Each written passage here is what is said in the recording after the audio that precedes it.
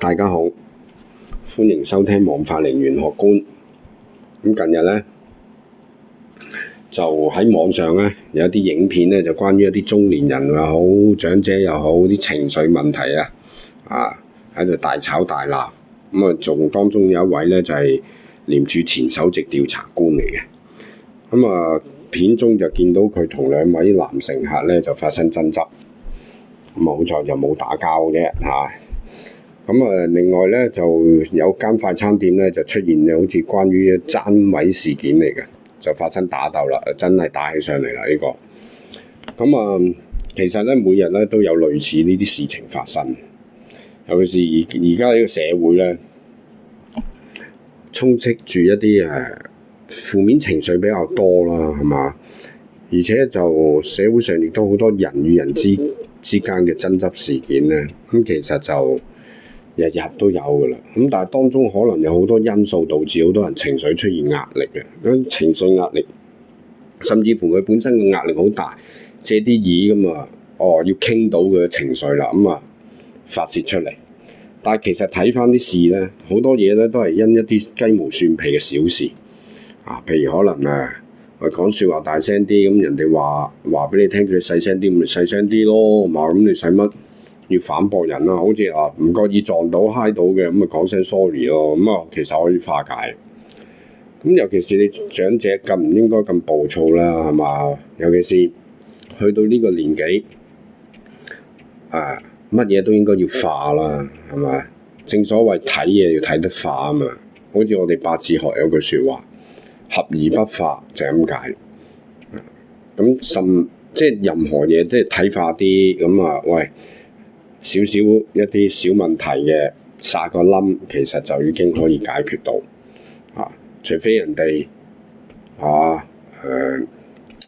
即係攻擊咗你啦咁樣咁你忍唔到就還手咁我講下但係當然就如果可以報警處理啦但係始終都唔想發生但係關於情緒因為今日其實最主要講咧，就想講一講梁齊恩嘅命盤。大家都知啦，佢前兩日就過咗身。而不嬲咧有好多報道啦，或者甚至乎佢出嚟嗰個行為咧，都俾人睇到佢咧係一個情緒問題。甚至佢曾經佢阿爸都講乜嘢？講佢係有個健康上嘅問題。咁健康包括咩啊？包括情緒啊嘛，係嘛？咁好啦，喺節目開始之前，大家咧都記得訂閱、like、share、comment。講下梁齊恩命盤。佢係一個羊年出世嘅。辛未年、丁酉月、甲申日。時辰唔知。但係從三處嚟睇咧，一睇咧就頭兩處就見到個天干咧就雙宮見官，咁佢必然咧就要用財嚟通關。喺命盤中咧一個八字嘅結構咧，財咧就代表爸爸，而印咧就代表媽媽，而佢命盤中咧係冇明顯嘅印星而嗰粒財咧就係年份嚟嘅啫，即係佢出世嗰年嘅未個羊年咁佢係甲木日主嘅喎，咁即係話乜嘢咧？喂，佢個財唔係喺佢隔離喎，咁即係話好多時個關係上咧又冇印星，個財又隔開咗咧，即係可以當即係形容係咩咧？個關係上唔係咁親密嘅喎。而最近喺網上有條片咧就訪問佢咧。嗰條真係影片嚟嘅，訪問佢佢係去返麥當勞度，就講佢話佢嘅9歲嗰陣時咧就最深刻㗎啦。咁嗰段時間點解咁深刻咧？又話佢又話有爸爸車佢哋返學會擺低佢哋行返學校咁樣。咁我睇返個運啦，睇返佢當時嘅運咧，喺佢嘅10歲嗰陣時咧。不過呢個虛歲應該講9歲就係實歲實令嗰陣就2000年啦，就正佢就行緊個財運，財行緊個財，成柱財喎，戊戌喎，戊土同戌土，土就係佢財星，所以喺佢當時咧，佢會形容為自己係好開心嘅，因為有個財喺度啊嘛。而個財落地就代表咗咩咧？佢同佢爸爸關係當時就係好乜嘢啦，好親密，而且咧喺言語間亦都睇得出咧，佢係好仰或者好崇拜佢爸爸。咁當然啦，阿梁生就話晒都又有學識，又揾到錢又有能力即係唔好講其他淨係講呢樣先咁好啦。到佢去到2010年咧，就轉入一個己亥運。咁其實就係話佢喺戊戌運呢度咧，咁呢個運咧，大運我哋話主宰10年啊嘛。咁即係話概括嚟講，佢喺呢10年咧，佢都同佢阿爸嗰個親密度比較高啊。但係好似話佢好似喺10幾歲開始就過咗外國留學好似係咁但係點都好啦，如果我哋以大運嚟論咧，係嘛？喺佢2010年咧轉入一個己亥運啦。咁仲有個己土喺度嘅，但係個己土咧，地支係亥水即係我哋叫個土都係虛浮啦。即係話喺表面上咧，個父女關係咧都仲唔錯，但係好啦，個印出咗嚟啦。咁我正頭先所講嘅印代表媽媽啊嘛。咁而喺個命盤中咧，佢呢個係忌印嚟嘅，因為佢五行當中咧，正如我頭先所講，佢用財嚟通關。佢係忌水嘅，佢呢個命盤係忌水嘅，水為佢印星。咁好多時候咧，佢一出現呢個五行嘅有呢個水嘅五行嘅力量咧，會令到佢嘅情緒上咧就開始負面啦。咁當然啦，啱啱開始踏入嘅時候唔會係即刻出現嘅，咁一定係有一啲因由啦，例如你喺現實生活當中人與人之間嘅關係又包括埋五行嘅力量都會影響佢嘅喎。因為咧講翻阿齊恩嘅性格先啦，咁佢命盤當中咧就有雙有官有煞有財，咁但係咧個官煞就最強，官煞混雜我哋叫而且官煞係金嚟嘅，咁佢屬一個甲木嘅日元，喂金劈木嘅喎。咁即係話佢平時佢自身嗰個性格咧，佢自己都有形容過嘅，佢係比較一個唔中意受管束亦都中意比較咩三兄妹之中佢係最比較一個可以話反叛啲啦，或者曳啲咁形容係嘛？咁你雙官一透出嘅話，個人正就係代表咗一個反叛嘅性格出嚟嘅。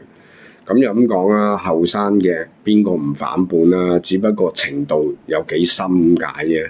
但係佢雙官透出，雙官見官，咁好自然佢個反叛性格係比較強烈啲。而且咧，佢嘅性格上咧，佢對任何事嘅睇法咧，佢都會好認真、好緊張形容為可以話好注重自己對於人哋外界對佢嘅睇法。咁當然啦，佢口講佢係話冇問題，冇乜所謂。其實唔係嘅，佢內心其實係比較睇重呢樣嘢嘅。咁佢當時轉入呢個己亥運之後咧，就即係頭先講嗰個係佢嘅性格。咁轉入一個己亥運之後咧，個亥水一出嚟啦。咁大運嚟嘅，我哋成日講大運主宰住10年咁好似話喺2012年開始啦，壬辰年啦，係嘛？佢好似當時佢阿爸就開始做特首啊嘛，喺呢一個年份即係個水一出做得個名人嘅仔女咧，必然就會比較受外界嘅關注啦。甚至乎可能就係話會壓力都比較大嘅喎咁樣。咁而佢本身性格咧，佢都已經係好強個官煞佢成日都好俾壓力自己嘅，其實都咁睇翻啲報道就話佢2016年開始啦，已經啲情緒係相對地比較差咁我哋從命盤睇啦，2016年丙申年，咁佢係辛未年出世，丙火合佢嘅辛金，丙辛合水，地支有金有水，天干就變埋個水，水又會克火，咁啊好自然就係話個情緒就開始出現一啲問題啦。咁啊喺18年就好翻啲，或者叫穩定啲啦。但係19開始咧又嚟過，點解咧？因為佢20年啦開始咧轉入一個庚子大運。咁20年又庚子年，咁啊正庚子大運庚子年，哇！佢有兩個庚金，佢屬甲木喎，兩個庚金透天喎，你劈甲喎，庚金劈甲，地支申子合水，合咗兩個半水局啊！咁其實呢個情緒嚟講就開始咧，再走向更負面啦。咁跟住辛丑、壬寅、癸卯、甲辰呢啲都係同水有關嘅一個五行，有水有木，係嘛？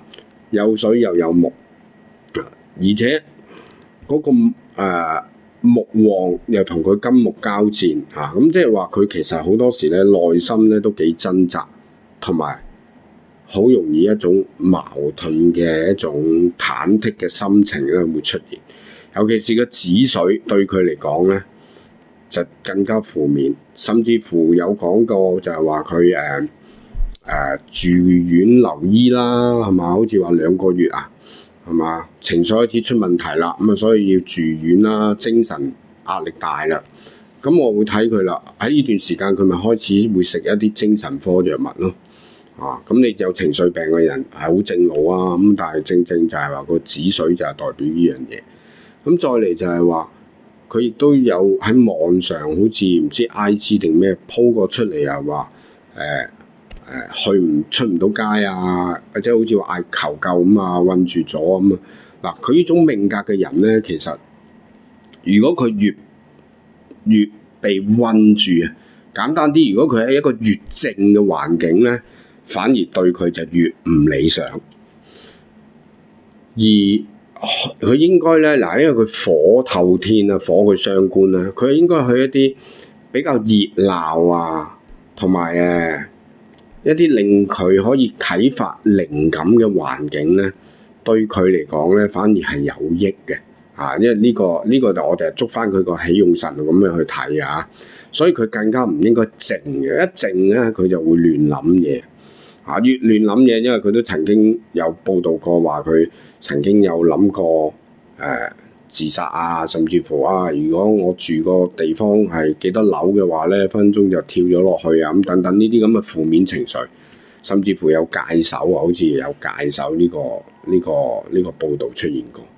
咁戒手咪同佢個金有關咯，係嘛？個金重金係嘛？官煞就係個金嚟噶嘛，金咪就係一啲利器嘅嘢咯佢自己屬甲木咁好啦，就我哋睇翻今年啦。嗱，唔好話睇今年啦，睇翻舊年甲辰年先，因為甲辰年其實咧佢好明顯咧就有個申子辰嘅水局出咗嚟噶啦。舊年講2024年，咁但係就好在咧就仲有個乜嘢咧？仲有就係有個甲辰啊嘛，咁樣甲木頂得住先因為木會生住翻佢個丁火因為天干庚金劈甲就引丁火咁佢喜用丁火啊嘛，喜用丁火之一咁所以都仲可以維持到。咁但係問題就出現啦，出現乜嘢咧？出現開始就係當嗰個表面睇冇嘢啫喎，但係內裏其實個情緒都係好差嘅咁我相信佢不斷都會食住一啲叫做精神科藥物。咁好啦，到今年啦，無獨有偶，一踏入呢個庚辰月，又係一個申子辰嘅水局。但係今年巳年個巳火咧就同佢嘅辛金咧，因為佢辛金日主嗰個日支又係合埋個水。而天干咧，正今個月咧上個月前個月有個土財出嚟咧都還好係嘛？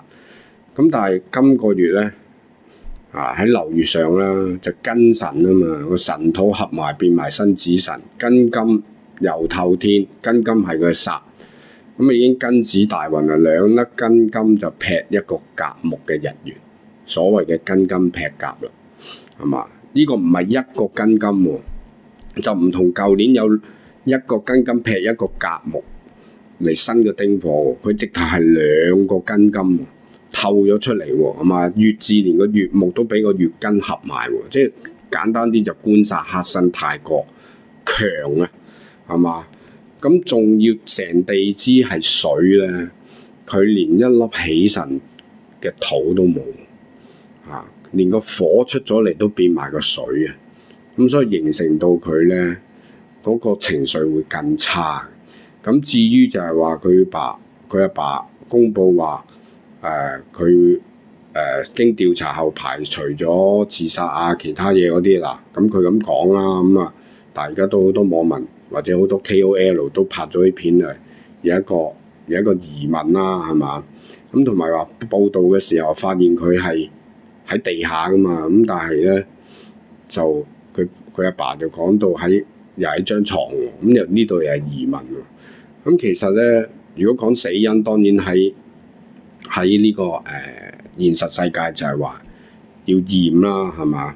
咁但係如果我哋易學睇咧，用個五行力量去睇咧，其實我相信咧同一啲藥物有關啊。嗱，唔好誤會嗰啲係嗰啲非法藥物，唔係呢啲啊，係一啲精神科藥物啊。咁甚至乎有話佢打咗流感針啊，咁係咪呢啲一啲叫做化學作用，令到佢嗰個健康出問題，而導致到佢離世咧咁樣？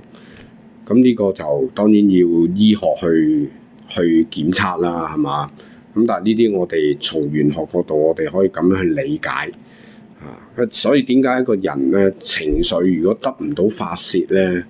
其實咧，即係個心理狀態差咧，如果唔能夠調整咧，其實仲慘過一啲叫做咩咧？嗰啲叫咩啊？一個或者類傷風感冒咳啊嗰啲啦，咁都係病嚟噶嘛。咁而佢個水就代表情緒添啦，係嘛？水成日話代表智慧啦。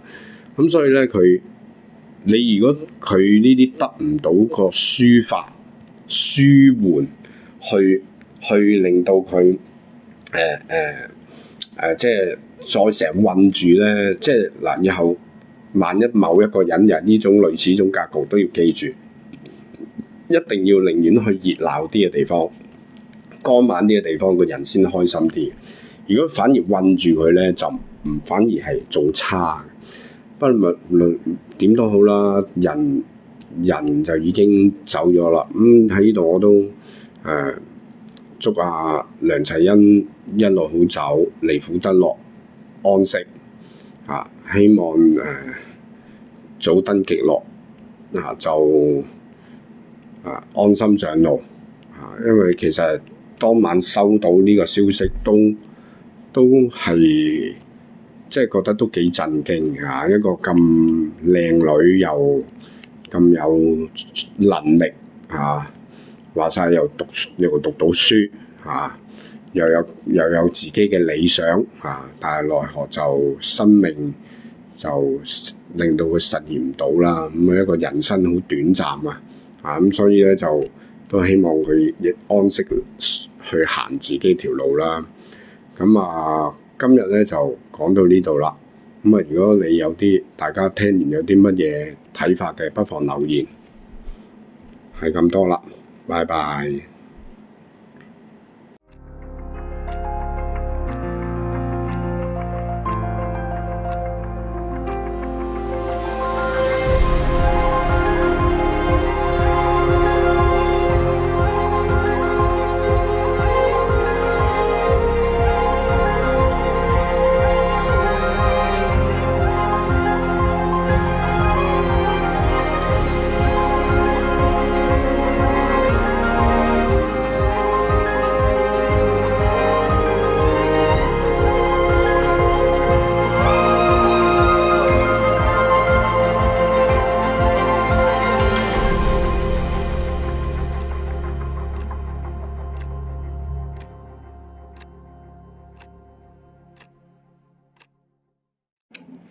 各位聽眾大家好，我係黃法靈。小弟最近新開一個玄學頻道，名為黃法靈玄學觀。我會喺呢個頻道繼續同台長做開嘅天元解密之外，仲會分享下玄學知識同埋經驗，亦會講解下八字教學嘅睇法。如對本台有興趣聽下我嘅玄學觀點，請訂閱本節目頻道 ，like、comment、share， 撳埋個鐘仔，有新片出就會收到通知。多謝大家支持。